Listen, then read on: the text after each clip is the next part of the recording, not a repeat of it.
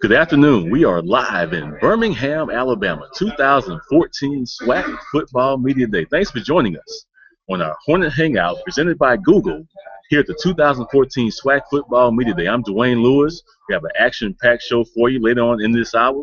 We'll be joined by Alabama State head football coach Reggie Barlow, along with defensive tackle Derrick Billups and running back Malcolm Cyrus. Plus, interim athletic director Melvin Hines will step in to talk about the 2014-15 academic year, give you some new information on season tickets, some new things that are coming up. And also, we'll have Harold Mitchell, the coordinator of football officials in the Southwestern Athletic Conference, talk about rules emphasis in 2014-2015. If you've been with us all morning, you may be aware of the all-conference team has been announced. We'll run through that for you. Alabama State with seven players on the 2014 preseason all-conference team. 3 on the first team, led by running back Malcolm Cyrus, the first-team preseason all-conference selection, along with Derrick Bilips defensively, and also Courtney Berry. So 3 players on that first-team all-conference for Alabama State. Courtney Berry selected as the conference preseason defensive player of the year. Tremendous story for Courtney Berry. We'll talk about him later on with Coach Barlow as we move through the hour. 4 second-team selections for Alabama State. On the offensive line, Robert Rockamore, Tovar Allen, anchors of that unit, they are selected to the preseason second team for Alabama State. Defensively, Edward Mosley, Justin Mitchell, Big Country, as he likes to be called. Those 2 young men, second team all-conference defense for Alabama State. So again, 7 players on the all-conference team for Alabama State, 3 first-teamers, 4 second-teamers. Joining us now is the first-team preseason all-conference defensive lineman, Mr. Derrick Bilips. Derrick, congratulations on being selected to the first-team preseason. Talk about what the unit has done so far during the offseason and getting ready for camp in 2 weeks.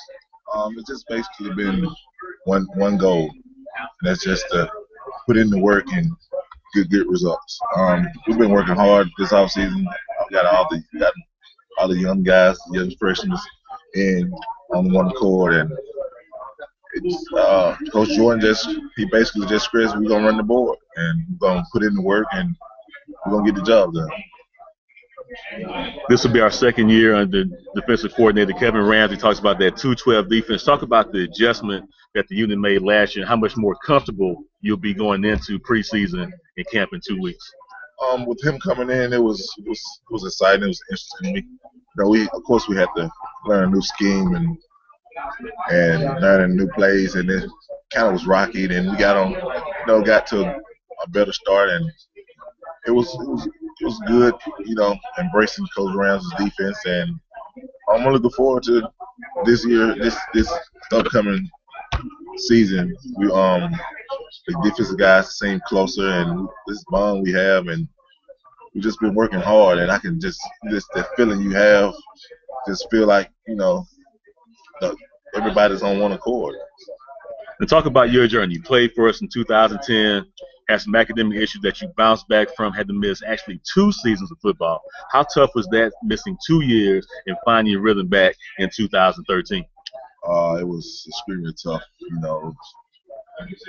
Going through the grade issues and then bouncing back and getting your grades to where you need to be, and then still end up sitting out. It was tough, but it was humbling at the same time. I just continued to work hard and put God first, and that's what my grandma always tell me: put God first and trust in Him, put it in before anything. So that's what I basically did, and just never stop working hard and try to be an example for my hometown. You've got a great love for football. How much did that drive you to keep you focused on? You knew getting back on the field was going to happen. It took longer than you thought, but that drive, how much did just your love for the game keep you focused? That passion for football. I've been playing football all my life, ever since I was 6, and that's all I know. I love football, and just that fuel, that knowing that I'm eventually will get back on the field, that kept me working hard and kept me motivated and kept me focused. And that's basically it. You being a defensive tanker, really the anchor in the middle of that unit. Talk about what you guys have returned, because there were times as a front four that you guys really were able to get after it without having the blitz, which made our defense that much stronger on the back end. Yeah, well, we got great linebackers. We got, a great defensive line. It's a blessing to have a full figure leadership on the defensive line. We got the starting four all seniors, and it's just been a blessing to have all those guys to all know what's expected. And great guys, great linebacker like Courtney Berry and Darius Washington, knowing that you have those guys going to give 100%, 110% behind you with you on the gridiron, is just a blessing. 8-4 season for us last year. 2 close losses in conference play kept us out of the championship game. How much does getting so close to getting to Houston for that title game berth drive this team going forward? Oh, man, these last couple of years been real close, and it's almost aggravating, but that makes you – that's what the game of football is all about, having the opportunity next year to change what happened in the past.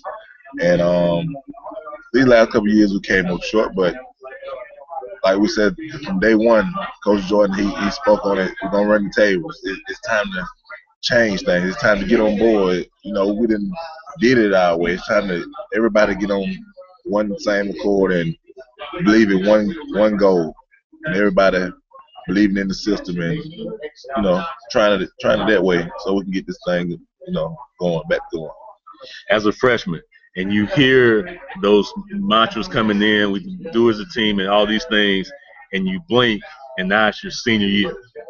Knowing this is your last year in a Hornet uniform, how much of a leadership role do you take for yourself to bring this unit along, this team along, to get to that championship game in Houston?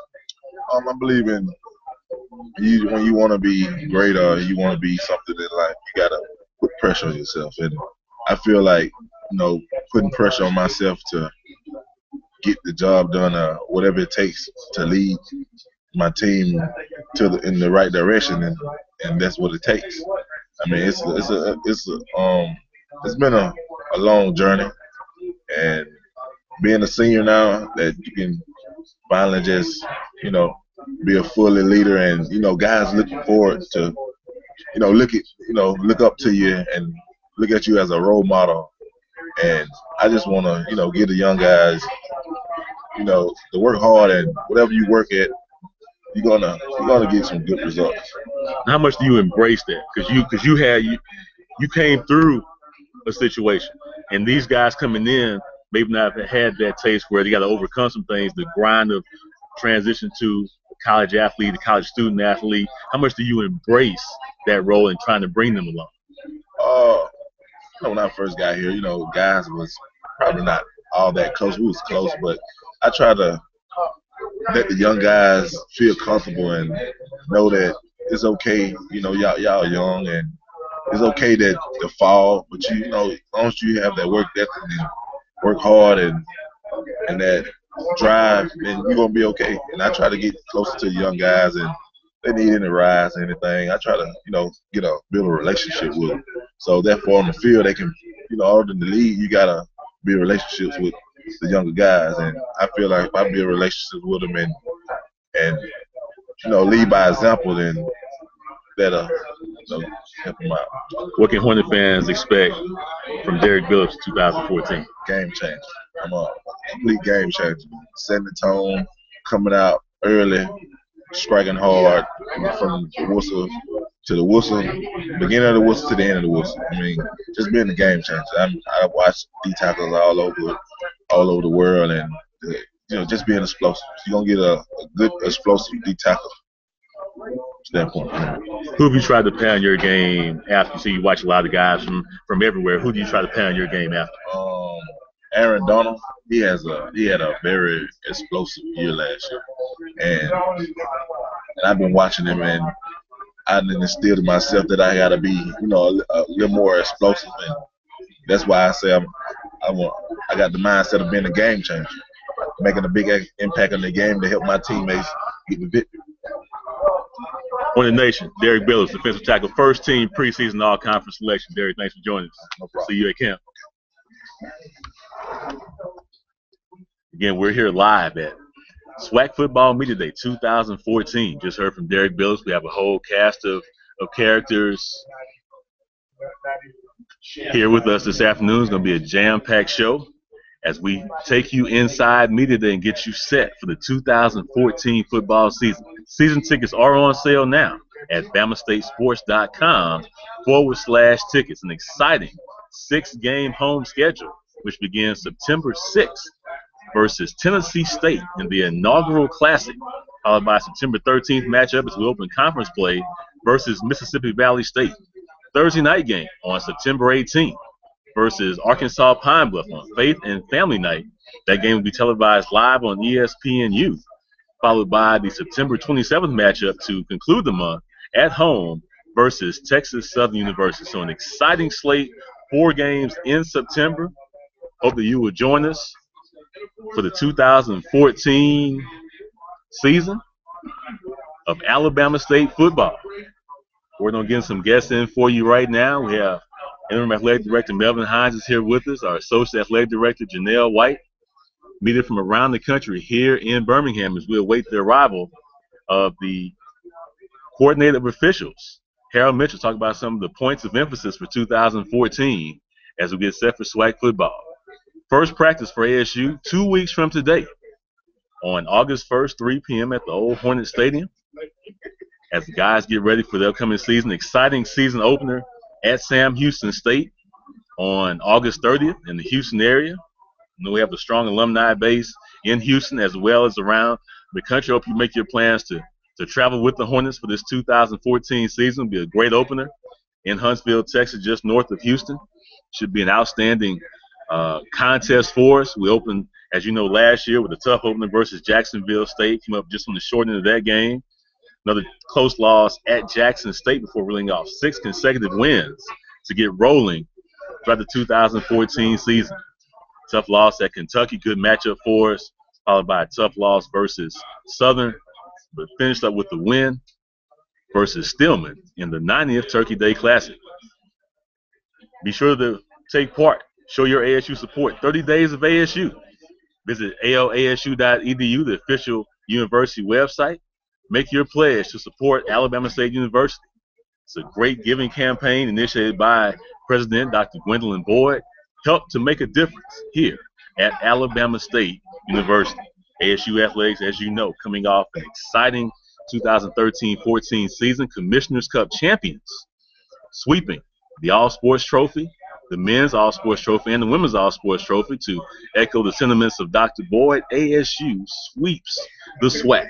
And that's what we did in 2013-14. Going to try that again in 2014-2015. So we'll give you a quick look around the room here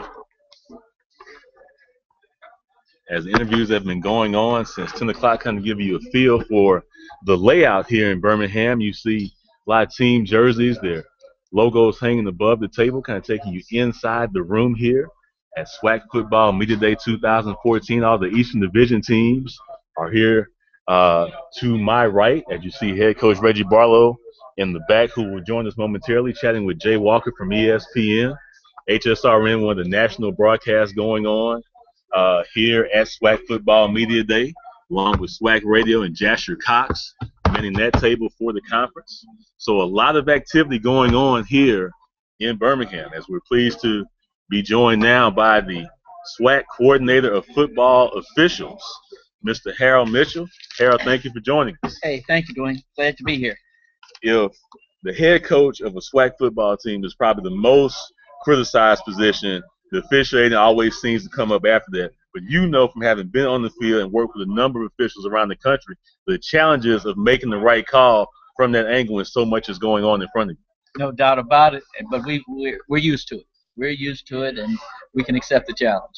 Talk about some of the key points of emphasis for this upcoming season for college football. Safety is always going to be a main issue in college football as it is now.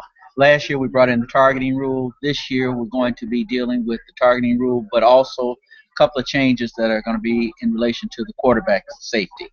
Safety is going to be the issue. The quarterback this year is going to, in situations where he's in a passing mode, and this could be as he's sprinting out or if he's in the pocket, you cannot hit him at the knee or below. This will be a 15-yard penalty. Now, you can still tackle him. You can still grasp him, but you can't just take a blow designated just for the knee area without trying to tackle him accordingly. Targeting rule has been sort of emphasized a little bit more. They're saying now that... Explain to our fans exactly what targeting means as it relates to on-field officials. Targeting is when a player launches himself, leaves the ground with the crown of his helmet to try to hit a person anywhere in his body. Anytime you hit a person above the shoulders with any part of your body, is considered to be a targeting foul. And that's basically because of the concussions that have been occurring. So penalty for that, as of last year, was 15 yards, plus you were ejected from the game. With replay, we had the ability to look at it to make sure it was indeed a targeting foul. If it was not, we could overrule the officials on the field. So it's a severe penalty, and it also leads to, if it happens in the second half, the player will not be able to play in the first half of the next game. So it's a very severe penalty. This year, in addition to just targeting or contact to the head, has to be forcible contact, has to be a good blow rather than just a glancing blow. So that's the only two rules that have really come in this year.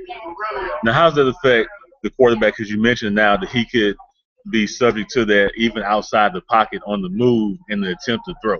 How challenging is that for the on-field official as he's running, and with the mobility of quarterbacks in 2014, they can throw it quickly or may step and throw? What mechanics will be in place to get that call right and also protect the quarterback, most important? It's not a difficult foul to see. What we're trying to eliminate, you can always still go and try to tackle a person. And tackling a person is basically grasping them, putting your arms around them to tackle. What we're trying to keep from happening is that player just taking a rolling launch at the quarterback's knee. And it doesn't happen that often. It does occur when a linebacker or a lineman is chasing the quarterback, knows he can't get through him by the time he throws the ball. So when he throws the ball, the lineman says, well, I'm still going to knock him on his butt, and hits him below the knee. That will not be allowed. Okay. So I don't think it's going to be that severe. For the most part, that is just a safety issue to keep that person from taking a cheap shot and to tackle properly. Now, what will actually define hitting in that? And I bring it up from this standpoint. I've seen drills working with different teams throughout my career where they may teach to try to, with a hand, try to get the ankle of a runner, try to get him down. That's regular tackling. That's grasping. Okay. That's not a problem. We're talking about the situation where there's no attempt to really tackle a person. You're just going to deliver a blow to the knee of a quarterback who is defenseless because he's looking and concentrating on passing the ball to someone downfield. Also can happen, you've seen defensive linemen that are pushed to the ground and they're crawling on the ground trying to get to the quarterback. They can get to the quarterback and grab him and tackle him, but they can't just lunge at his knee and make a contact.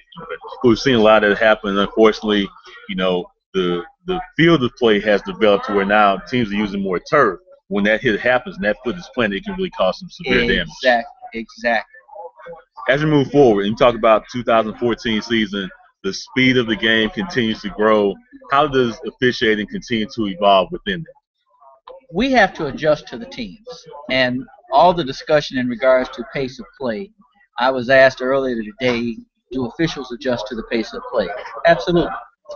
When the teams want to hurry up, we try to hurry up. Now, we're not going to try to run the game if officials are not in position or if the teams have not had the proper time to substitute. But as the game increases and it gets faster, officials have to get faster. And this is one of the reasons why officials have to be in so much better condition now than they were in the past.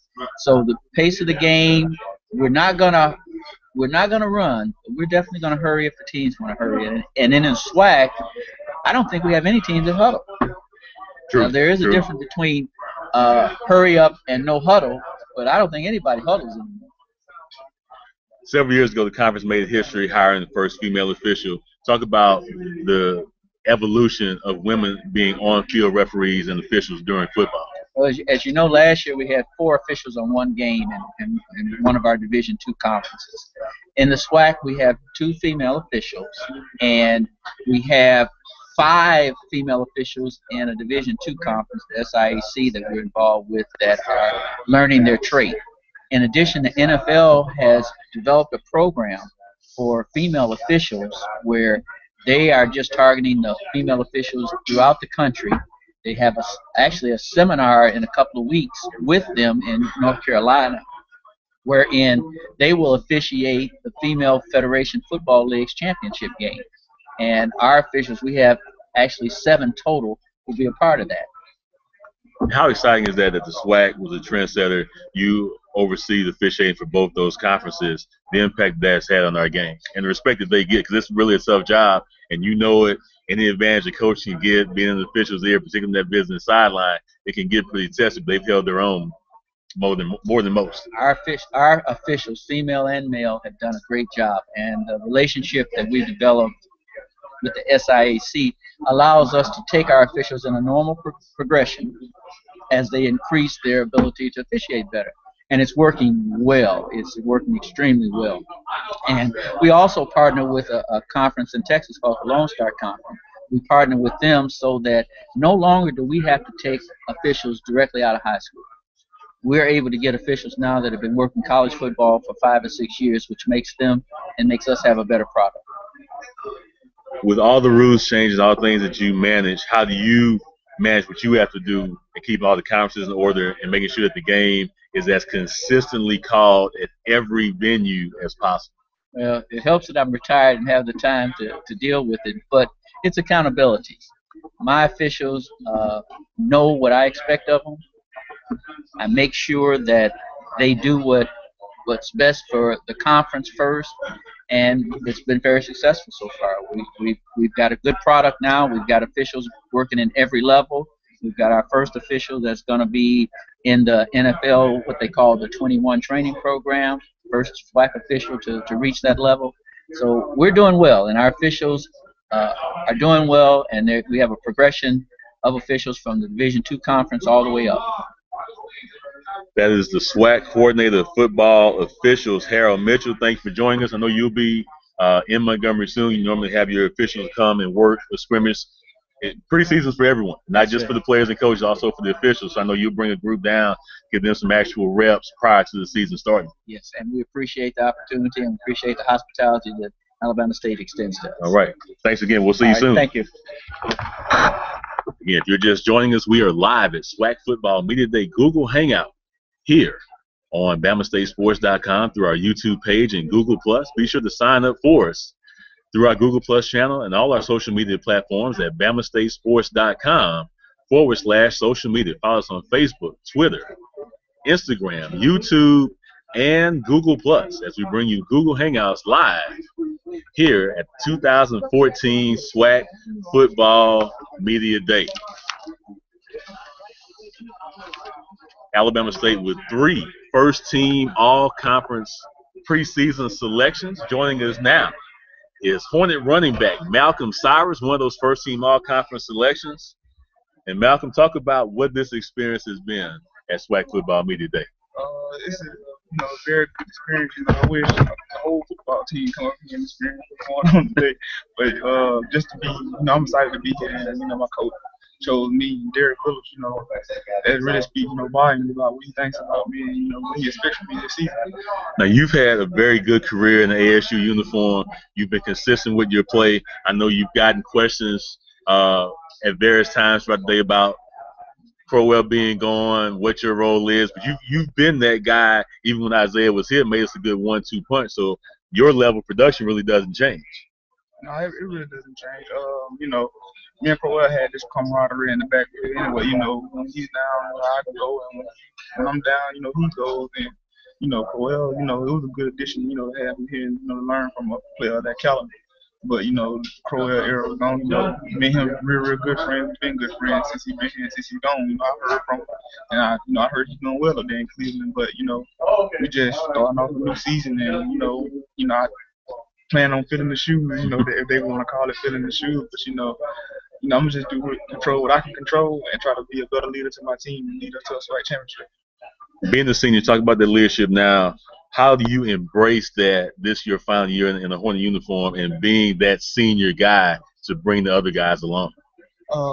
Me being the senior guy and bring the other guys along, it's an honor to be, to be chosen and to be put on that pedestal. You know what I'm saying? And, I just gonna embrace it. Do the best I can to lead the team and direct the team in the right path.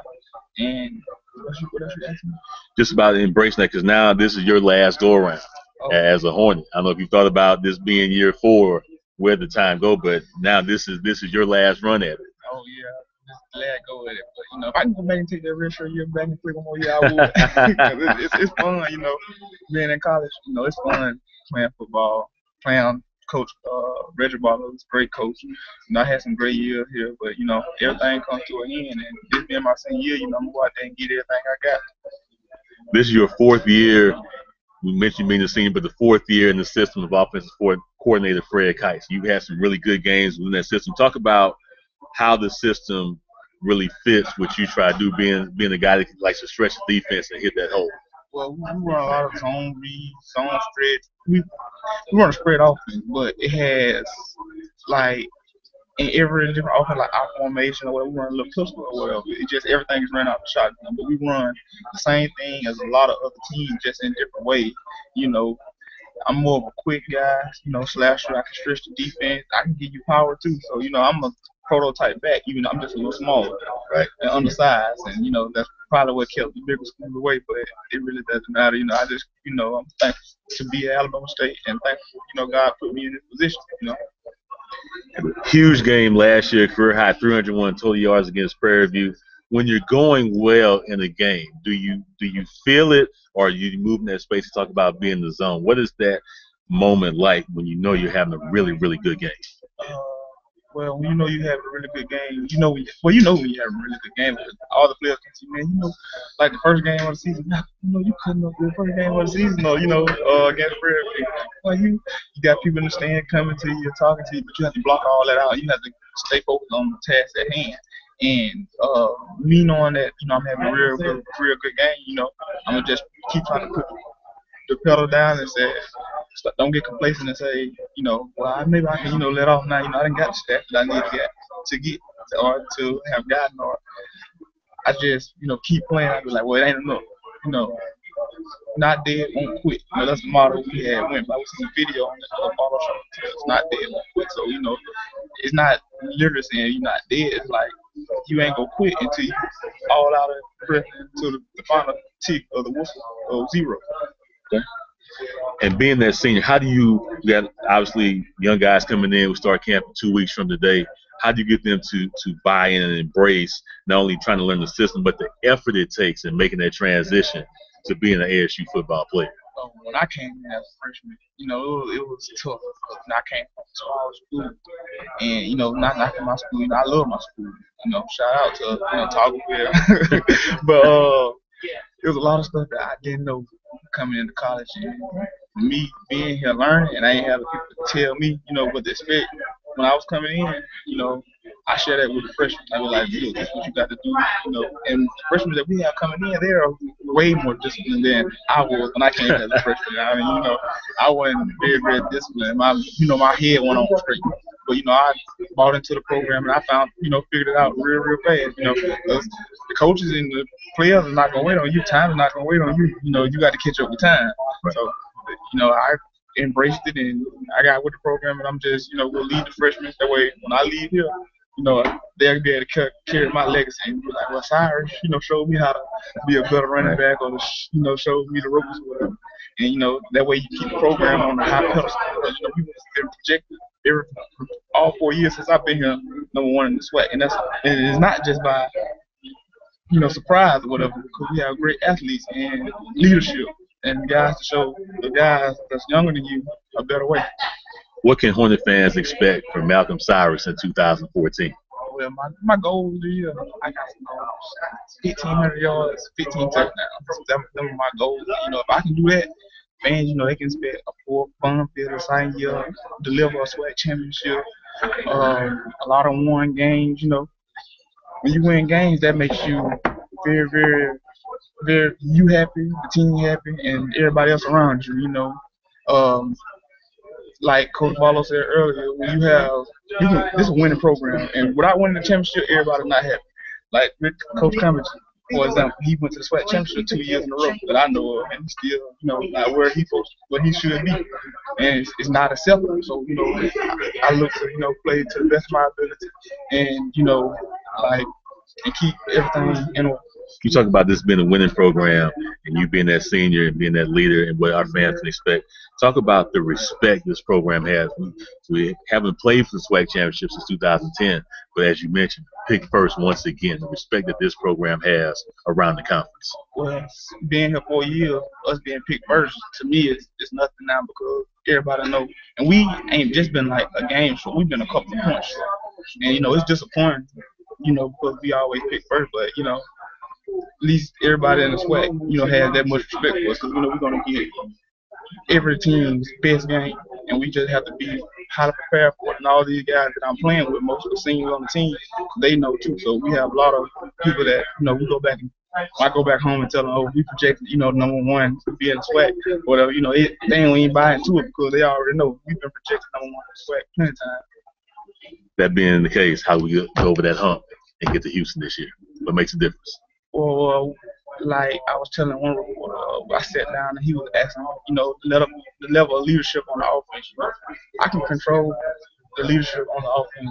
Billups, he chose to control the lead on defense. We have guys like Hornet Hangout, and I sat down with our strength coach, and I told him, I was like, I can't, get on to nobody if I'm not doing the right thing. So I'm gonna start off with me doing the right thing. If I do the right thing, the other guys will follow, and then I'll be able to say what I need to say to them to make sure they doing the right thing. Because how can I lead and tell somebody else what to do if I'm not doing the same thing?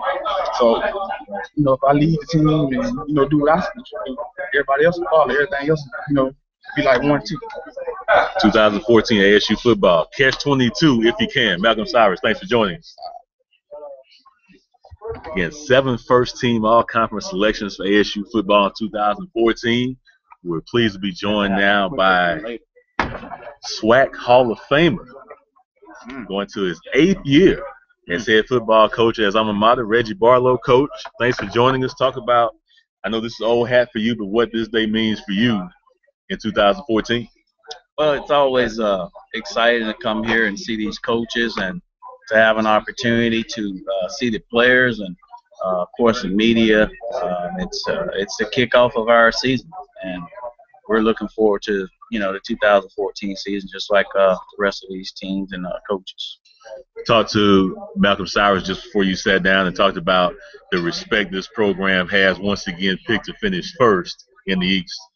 Yeah. Is that a blessing or a curse, and how do you address that? Well, I think we look at it as it's a blessing. I think it's respect. I think the coaches and its media folks realize that our coaches, our assistant coaches, have gone out and did a good job of bringing these guys into our program. They've done a good job of coaching them up, and then obviously I think the student athletes have done a good job of going out and displaying their skill set, and it's a blessing that we have those type of guys here in our program, and we're just happy to be notarized or recognized as a team that have some good players on it. Courtney Barrett selected as the preseason defensive player of the year. For our fans who may not know, talk about what this young man went through just to get on the field in 2013. He emerged as a starter and now bestowed with this honor in preseason as a sophomore.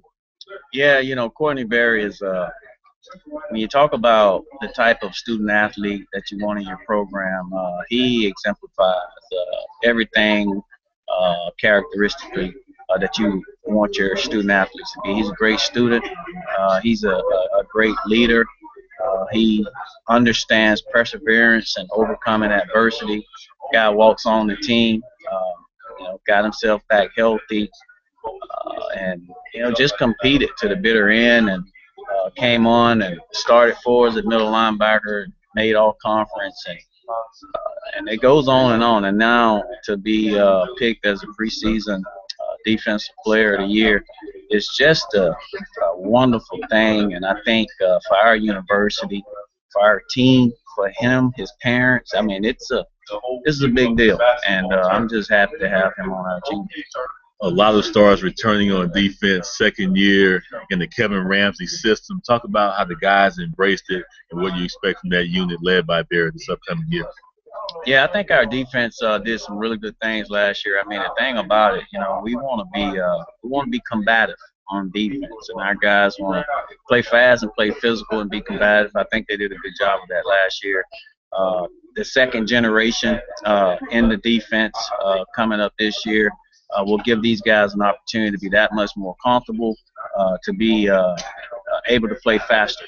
And I think with guys like Derrick, Billups, and Ed Mosley, and Justin, and Ghost, of course, setting the tone up front, and then Darius Washington and Courtney being those backer guys that can be leaders. And then on the back end, we have to find a core set of guys on the back end that's going to play with the confidence and the skill set consistently to be able to allow us to do the things that we want to do on the back end. But all in all, I think the defense will set the tone for us, and hopefully we can get a bunch of turnovers and get to the quarterback. We talked about the respect for this program and different aspects, having been picked first for, I think, 3 of the last 4 years or 4 of the last 5. Talk about a guy like Malcolm Cyrus, who outside the program, perhaps in the shadow of Isaiah Crowell, we knew what he brings to our program, being selected first team preseason all conference. Yeah, having Crowell last year, obviously he was an explosive player for us. But if you look at the stats, I think Malcolm had more explosive players probably than anybody on the team as far as runs, catches, and all that stuff. So just a solid football player, tough. He's recreated his body. He's gotten bigger and stronger and faster. He's a guy that comes from a smaller 1A school that is used to playing offense. He played defense. He ran punts. He ran kickoffs. So he's a guy that understands that he's going to be needed to touch the ball a lot for us in a lot of different areas. And we're really happy to have a guy like him on our team. He understands he can run the ball for power inside the tackles. He can run it on the edge. He understands protections, and he also can catch the ball in the backfield. So that's a good combination for us. Talk about him being a leader not only for the running back core but for this offense as an entirety as well. Yeah, I've been real happy to see him mature over the last couple of years. I can remember when it was Malcolm who would kind of get a little lost at times, but now he's the guy that's keeping the freshman guys from getting lost and, coaching them up and telling them things that's going to ultimately help them and help us. So I'm proud of his development. I'm happy that he's matured, and we're expecting some really big things out of Malcolm this year. You got a couple of guys on the offensive line that were selected second team preseason all conference in Rockmore, Tovar Allen. Talk about that offensive unit and how key they are to making this offense go. Well, it's always great to have your big guys coming back. Rockmore came on last year and did some good things, and we're expecting more out of him. I think he can be more dominant.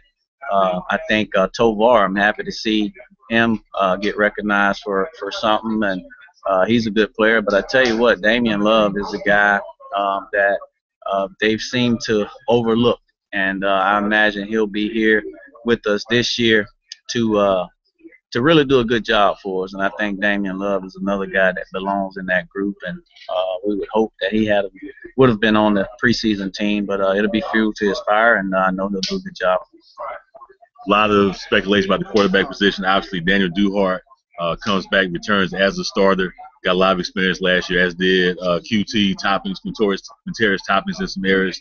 Talk about what you were looking for from that position to take this offense to the next level in 2014.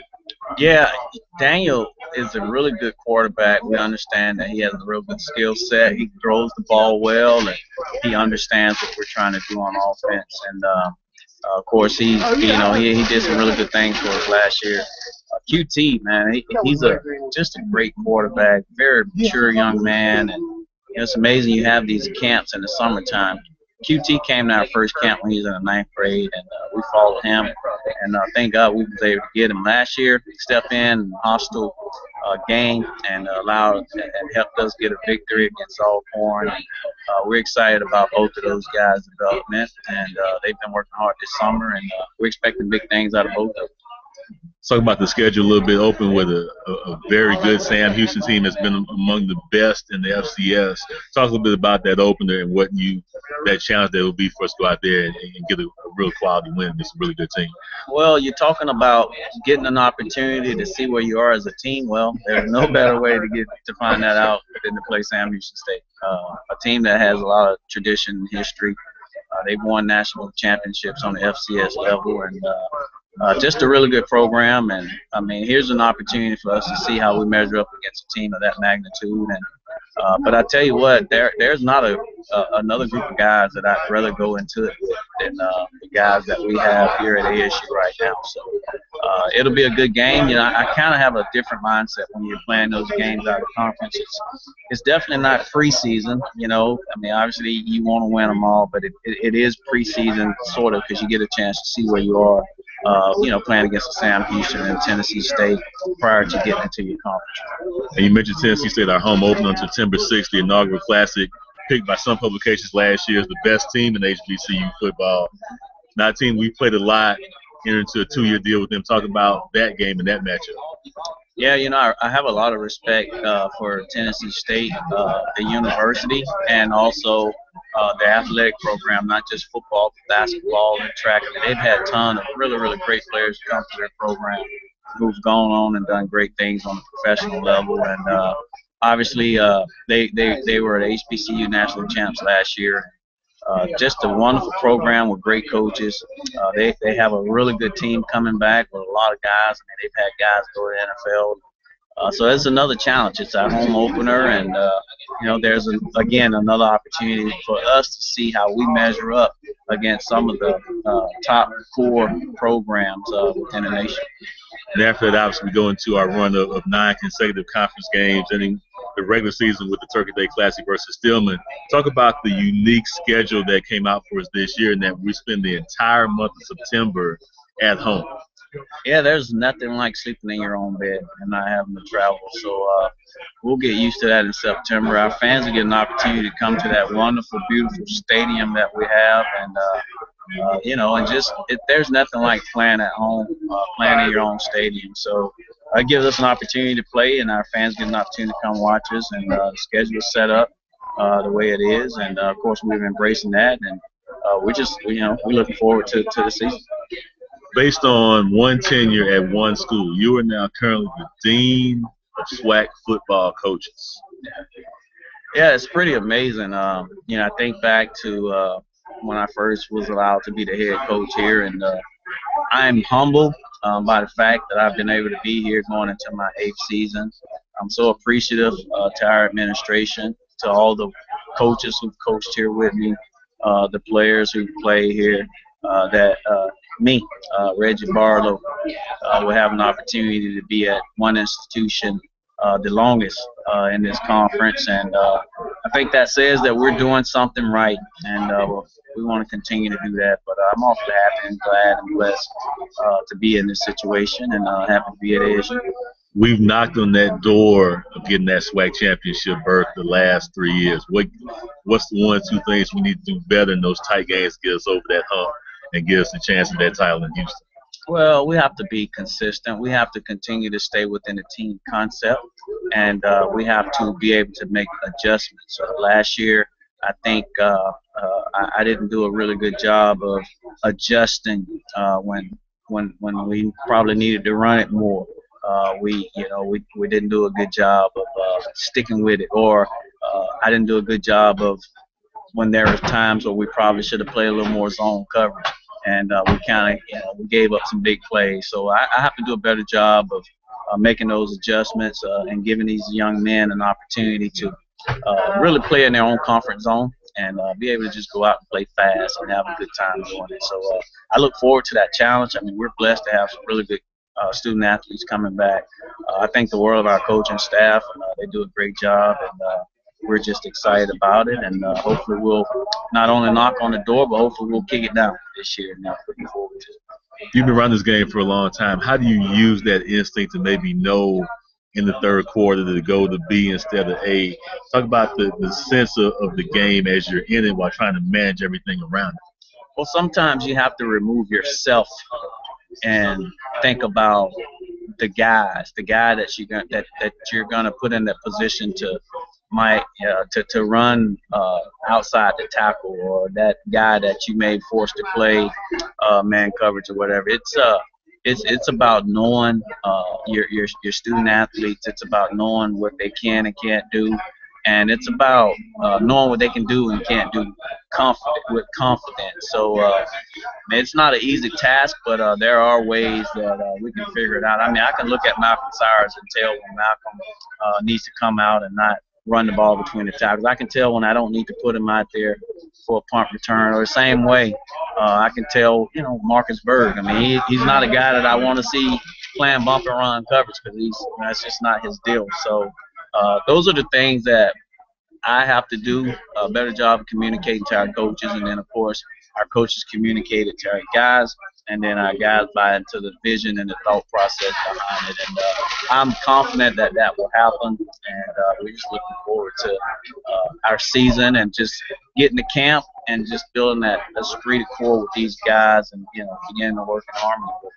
Practice starts 2 weeks from today. How much fishing will you get a chance to do between now and then and this last break before we really get going? I'm fishing this evening.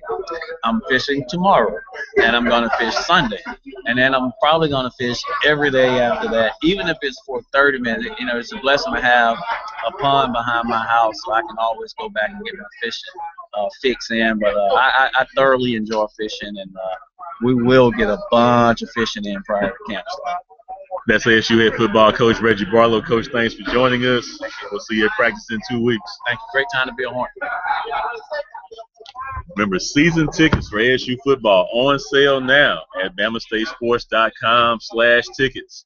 Some great ticket packages for 2014, including a great family pack. For $300, you can get 4 tickets to every ASU home football game in 2014. So again, visit BamaStateSports.com/tickets with a full complement of season tickets and the various packages on sale now, as we are just under 45 days away, about 6-7 weeks from the 2014 season opening. Pleased to be joined now by Athletic Director Melvin Hines. And Melvin, nothing really signals kicking off football season like SWAC Football Media Day. Today's been a great experience for our university, for our coaches, for our student athletes that were in attendance. Just sit there and listen to all the coaches talk about what they expect for all their teams this upcoming year. It's time to kick the ball off. I mean, it's ready. It's time to go. You've seen athletics from a lot of different angles, as a player, as a coach, as administrator now, leading ASU athletics. When you hear the coach speak and the little gentle bantering going on, what does that say about the excitement as a whole for this entire conference? Well, you listen to all the coaches, especially. Everybody always say everybody else's team is better than mine. And, we're just glad to be in the conversation. And, back in the day we used to call it selling wolf tickets. And but it's exciting, to hear everybody give everybody the accolades, and people just asking, just thank you for letting us have an opportunity to come to your new stadium. Taking it easy on us when it comes. But at the end of the day, when that whistle is blown, that ball goes up. The best teams go out. It's going to be prepared to win. What has the new ASU stadium in the middle of our campus transformation meant for athletics and for our great university? Well, I think there's just part of the transformation that has happened at Alabama State University. The last 4 years since I've been there, bringing on a new football stadium, it's meant a lot for the enthusiasm at our games, to finally get football back on campus, get that true home feeling. It's nothing like playing on campus. Not taking anything away from our days over at Crampton Bowl, but when you just walk out your door, go in your backyard and play. I mean, it's almost like growing up as a kid. You played neighborhood football, but when that team from the other side came to your house, you made sure that they understood that it was your house. So it's meant a lot. You just look at the transformation on campus with a new baseball stadium, for athletics, new baseball stadium, soccer complex, softball, the football complex. It's just meant a lot. And part of that goes to why we were SWAC commissioner. won the SWAC Commissioner Cup because we made that investment into our facilities. We made that investment into our coaches. But at the end of the day, you made an investment into your student-athlete experience. And so they enjoy the experience. They enjoy being at Alabama State. And it makes them pour their heart and soul into what they're doing. And not just what we're doing at the university, but you look at our campus as a whole. 2 brand new residence halls. The health science building, the academic buildings. The new student center. I mean, it's a total transformation of our campus, and it's been great, not just for athletics, but for our entire university. 2013-14, obviously you mentioned winning the Commissioner's Cup. We've had those trophies now for about 2 months. I know you have them on display in your office. We take them to various places around the city. What does it mean to own that and the challenge of the bullseye that we know we're going to get from our fellow conference schools moving forward? Well, we set a goal as a department. We want to be the best, and our coaches, our student athletes, our university, our fans, and our administration met the challenge of becoming the best, and that was evident by bringing home the trophies. But when you look at the hard work and the dedication that goes into becoming a champion, the student athletes get 20 hours a week to prepare. But they also got to prepare in the classroom. The coaches got to find time outside of their normal time with the kids to get their minds ready, so they make sure that the student athletes are getting everything they need to be successful. And all that, you put all that in one big old pot and you stir it up, and then you come back with a trophy. So we're excited about the trophy, but as I mentioned to our head coaches, we had a retreat, our head coaches and the staff. It's one thing to become a champion.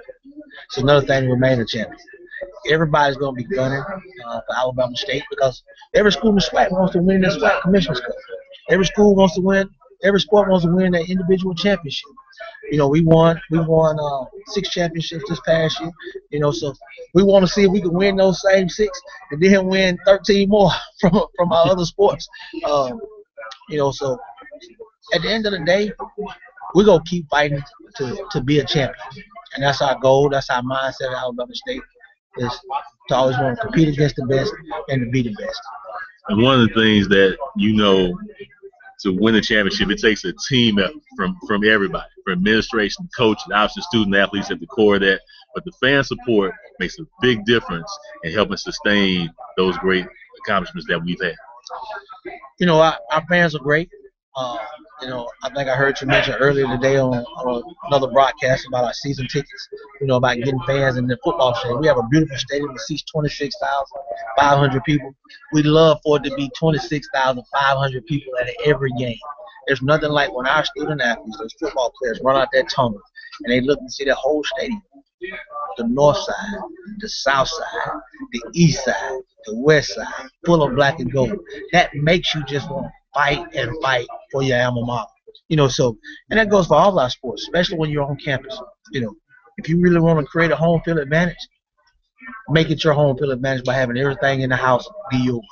And then, I look at our fans. We have some loyal fans that travel with us, that go to football games, go to basketball games. So I'm on the road in baseball. But we have other sports that don't have an opportunity to play at home, such as a track team. You look at what Coach Bean has done over the last 5 years. Women's, indoor, outdoor, cross country. 3 straight triple crowns. 3 straight triple crowns, like you mentioned. To get an opportunity to go see them, the closest that most time you can get to see them in the state of Alabama is in Birmingham for indoor. Last year in but in Baton Rouge for the New Orleans, for the outdoor championship. All our student athletes love to see that black and gold in the stands. You mentioned season tickets on sale now. We got some exciting things. I don't know if we're quite ready to let those things out the bag just yet in terms of some of the upcoming specials, but the excitement that's surrounding this team, this program, and those great season ticket packages. I mentioned it prior to you sitting down, for just $300. You can buy 4 tickets, family pack, every game, every home game at New ASU Stadium. I mean, we have some phenomenal ticket packages for this year. You talk about the family pack for $300. That's 4 tickets per game. That's 6 games a year. When you do the math, I mean, it's a little over $12 per ticket. And you can't, I don't believe you can beat that for what you will incur when you come to an Alabama State game. You talk about the football game, the pageantry of the bands. You know, our new Hornet Nest for our students. You know, just being on campus with your friends and your family and alumni for $12, it's a great bargain. And we have other packages for as low as $90 for various other seats in the stadium. Then, you know, we also have our premium seats, you know, our club seats and our low seats. So it's a great value for tickets for 6 games. You mentioned the pageantry of ASU football, ASU athletics as a whole, the difference the fans make, great support from Hornet Nation. When you tie those things together, I think ASU athletics is an experience unlike any other. It is. You know, and you asked a question earlier about winning the championship. It's not just the coaches. It's not just the student athletes, but it's the administration. It's the faculty and staff at the university. It's the alumni. It's just that local fan. It's just the fan of athletics, period. Put all those together because we really need that support because sometimes, you know, it's down deep in the fourth quarter, and I know Coach Barlow would appreciate it. You're in the fourth quarter. You're at home. 2 minutes left, a minute left to go in the game. You're on your own 10-yard line going in. It's nothing like you in your own house. You can get your fans to be quiet to make sure that everybody can hear what's going on and we can punch it on in. But you flip it around when you're on defense. Now you got your fans and they're making all the noise, making it very disruptive for the visiting team. It takes, you know, you hear some schools, they got a 12th man. I heard the Seattle Seahawks talk about the 12th man. Hey, the fans, hey, you are a part of the team. You know, we need you in the baseball. We need you to come out the bullpen and get us through. You know, in volleyball, we may need you to come make that big, you know, just your excitement picks up and uplifts those student athletes to get them across the edge. Alabama State Athletics, the 2013-14 SWAC Commissioners Cup champions. Looking forward to doing it again in 14-15. Mr. Hines, thanks for joining us. No, thanks for having me. That wraps up our Google Hangout live here from SWAC Football Media Day. If you missed any part of it, it'll be on demand on our YouTube channel and on BamaStateSports.com. Remember, ASU football practice starts 2 weeks from today, 3 p.m. at the Hornet Stadium. Season begins August 30th at Sam Houston State, along with soccer, volleyball. The 2014 defending SWAC champions, 2013 defending SWAC champions will begin their season with a home tournament on Labor Day weekend. For all the latest news, as you know, visit BamaStateSports.com, download our free mobile app, and follow us on social media at BamaStateSports.com/social media. I'm Dwayne Lewis signing off, and as always, go Hornets!